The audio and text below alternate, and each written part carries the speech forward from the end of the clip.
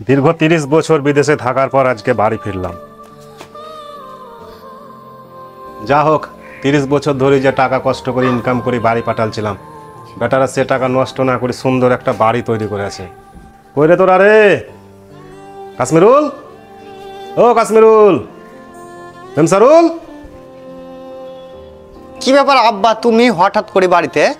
না মানে শরীরটা খুব খারাপ, তো ওই লেগে আমাকে ঠিকাদার টিকিট কেটে দিলে, তার লেগে বাড়ি চলে এলাম। তোমার শরীর খারাপ, কিন্তু আমি তো দেখতে পেয়েছি তুমি ফিটফাট আছো। তো তুমি ফোন কল লয়, কিচ্ছু লয়, তুমি হঠাৎ করে বাড়ি চলে এলে?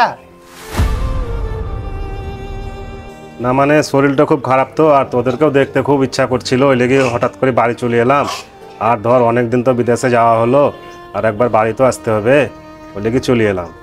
তোমার কাছে বললাম 2-3 বছর এখনো বাড়ি এসেও না, তোমাকে তো ফিটফাটে লাগছে দেখতে। তো তুমি না বলা করে কিসের লেগে বাড়ি চলে এলে? আরে আব্বা তুমি, আসসালামু আলাইকুম। ওয়ালাইকুম সালাম। কি ব্যাপার আব্বা, তুমি হঠাৎ করে বাড়ি চলে এলে, কিছু জানাইলে না? আরে তোরা দুজনে আমাকে বাইরে নিয়ে কথা বলবি না বাড়ির ভিতরে নিয়ে যাবি? আসলে আব্বা কি জানো তো, আমি তো ওপরে থাকি, তো 2টা রুম, তো একটা রুমে আমার শ্বশুর শাশুড়ি থাকে আর একটা রুমে আমরা থাকি। তো আমার কাছে তো হবে না, তো বড় ভাই এক কাজ কর কেনে, তোর তো 2টা রুম, তো আব্বাকে একটা রুমে রাখ কেনে। ও, তোরই খালি একলাই শ্বশুর শাশুড়ি আছে, আমার নেই? বারে বেটা বাহ, 30 বছর ধরে বিদেশে থেকে গা পড়ে যে টাকা তোদের লেগে পাঠালছিলাম, সেই টাকাতে একটা সুন্দর বাড়ি করেছি, আর সেই বাড়িতে বাপের জায়গা নেই, শ্বশুর শাশুড়ির জায়গা আছে।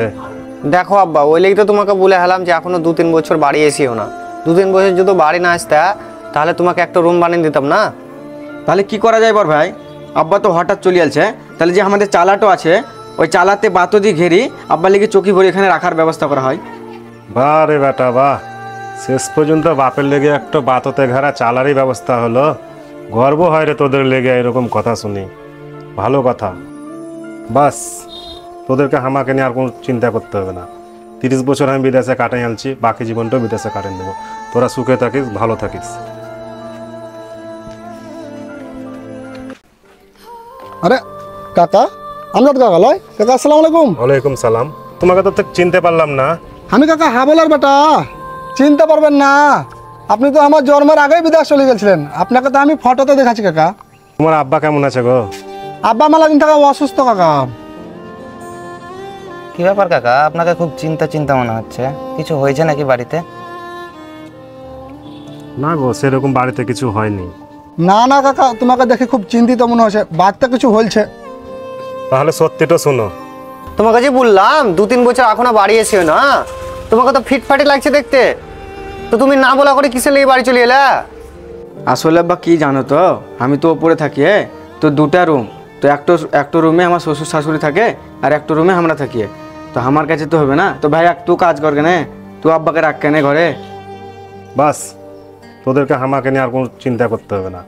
30 বছর আমি বিদেশে কাটাই আনছি, বাকি জীবনটাও বিদেশে কাটিয়ে দেবো। তোরা সুখে থাকিস, ভালো থাকিস। চতরে আরিফ, কাকার বাড়ি থেকে ঘুরে আসি। না রে ভাই, আমার একটু কাজ আছে, আমাকে এমার্জেন্সি যেতে হবে, আমি চলে যাচ্ছি। চলো তো কাকা আমার সাথে। কই রে কাশ্মীরুল, মেমসারুল, এদিকে আয় তো। কি হলো? কি ব্যাপার রে ভাই, তোরা কাকাকে বাড়ি থাকা বাহির করে দিয়েছি শুনলাম। আমরা তো আব্বাকে বাড়ি থেকে বের করে নি, আব্বা নিজ ইচ্ছায় চলে গেছে বাড়ি থেকে। সবই তো শুনলাম কাকার মুখে। এই বাড়িতে তোদের শ্বশুর বাড়ির লোকের জায়গা হয়েছে, আর কাকার জায়গা হয় না, আর কাকার জায়গা হয়েছে ওই চালাতে। আব্বাকে বললাম যে তুমি এখনো 2-3 বছর বাড়ি এসেও না, তাহলে ওইখানে একটা রুম করে দিতাম, আব্বা ওইখানেই থাকতো। তো আব্বা না বলা করেই বাড়ি চলে যাচ্ছে। বাহ রে বাহ, তোদের মতন কুলাঙ্গার ছেলে জন্ম দি কাকা বহুত ভুল করেছে। বাহ রে বাহ, তোরা বাপের মর্ম বুঝবি কি করি? তোদেরকে ভালো রাখার লাগি 30 বছর ধরে তোর বাপ বিদেশে পড়ি আছে, আর তোরা ওই বাপকে বাড়ি থাকা বাই করে দিছি। এটা বাপ লয় রে, বট গাছ, ফল না দিলেও ছায়া দেয়। আর যাদের বাপ নাই তাদেরকে জিজ্ঞেস করিস বাপ কি জিনিস। তোরা একটা সোনার খনির মতন বাপ পেহালি রে। আমাকেই দেখ, আমার বাপ 5 বছর ধরে অসুস্থ আছে।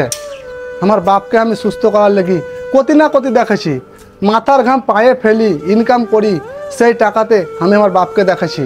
আর তোদের বাপ তো সুস্থ আছে রে, এখনো ইনকাম করছে, আর ওই ইনকামের টাকাতে তোরা এত সুন্দর একটা বাড়ি করেছি। আর ওই বাড়িতে তোর আব্বার একটু জায়গা হয় না রে। তোদের যখন এতই অসুবিধা আছে তোর আব্বাকে নিয়ে এই বাড়িতে, তাহলে আমি তোর আব্বাকে নিয়ে যাচ্ছি। চলো কাকা। বাবা দাঁড়াও দাঁড়াও দাও, আমাদের ভুল হয়ে গেছে, আমরা আমাদেরকে ক্ষমা করে দাও, আমরা ভুল করে দিয়েছি। ঠিক আছে, তোরা যখন এতই ভুলটা বুঝতে পেরেছি তাই আমার বুঝতে। চলো আব্বা, চলো ঘরে চলো। এই ভিডিওটাতে কাউকে পার্সোনালি হার্ট করার চেষ্টা করিনি। এই ভিডিওটার মাধ্যমে একটা জিনিস বোঝাতে চেয়েছি যে বাবা নিজের ছেলেকে মানুষ করার জন্য মাথার ঘাম পায়ে ফেলে রোজগার করে নিজের ছেলেদেরকে বড় করে তোলে। সেই বাবাকে কেউ কোনোদিন কষ্ট দিও না। যেদিনকে বাবা থাকবে না সেদিনকে তুমি বুঝবে বাবা কি জিনিস।